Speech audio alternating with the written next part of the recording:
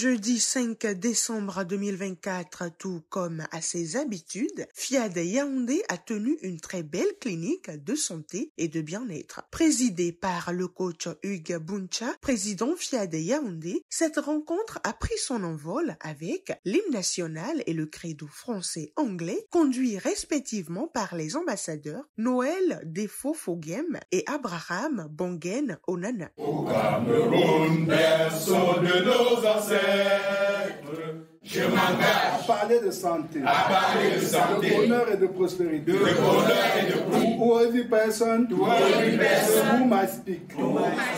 Après cela, le président Buncha a pris la parole pour décréter la bienvenue à tous. Vous êtes au bon endroit, au bon moment, avec les bonnes personnes que Dieu va puissamment utiliser pour te bénir. Donc, sois là, corps, âme et esprit. Je nous décrète une excellente soirée. S'en est suivi le témoignage de l'ambassadeur Léonel Tikahane qui eut l'occasion de dire pourquoi aime-t-elle l'association Fiad Monde.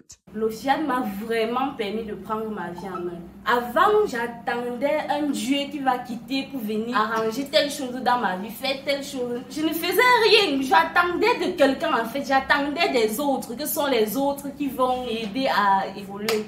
Mais avec les enseignements du Fiad, j'ai compris que moi-même, je dois prendre ma vie en main. Ça m'a amené vraiment à être responsable. Avec ces enseignements, vraiment, j'ai appris à m'accepter, à m'aimer et à me valoriser. Chose qui, vraiment, pour ceux qui m'ont connu, ils savent. Dans la première exhortation, le coach Antoine Fomo a invité les participants à véritablement utiliser les outils du Fiad.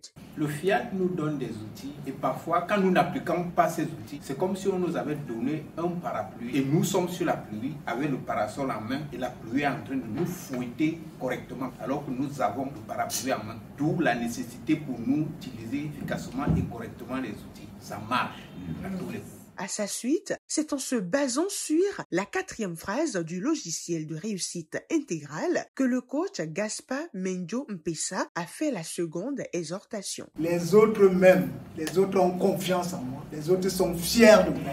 Je me suis rendu compte qu'en programmant cette parole, c'est l'être divin en eux qui m'aime, qui a confiance en moi, qui est fier de moi. Depuis que je fais cette programmation, je n'ai jamais imaginé que l'autre m'aime pas.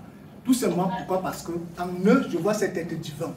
Et je commence à faire attention à eux. Le médicament qui guérit tout. Telle est la thématique de la semaine qui a été décortiquée au message du jour par le coach Gisèle Mambou, épouse So. Le médicament qui guérit tout est donc de se nourrir le matin, à midi et le soir. Il faut noter qu'on ne mange pas parce qu'on a faim. On mange parce qu'on veut nourrir les organes qui sont en nous. Notre corps étant un amas de cellules, lesquelles cellules vivent de ce que nous mangeons. Si nous ne mangeons pas, ces cellules-là vont s'atrophier et ça va créer en nous d'autres problèmes. La nourriture est pour notre organisme ce que le carburant ou l'huile sont pour le moteur d'un véhicule. Lorsque nous ne mangeons pas de manière régulière, nous créons dans notre organisme des déséquilibres dont les conséquences seront payées à court ou à long terme. Pour exhorter les participants à la contribution, la ravissante coach Jacqueline Bissa a pris la parole pour dire ceci. C'est une expérience entre toi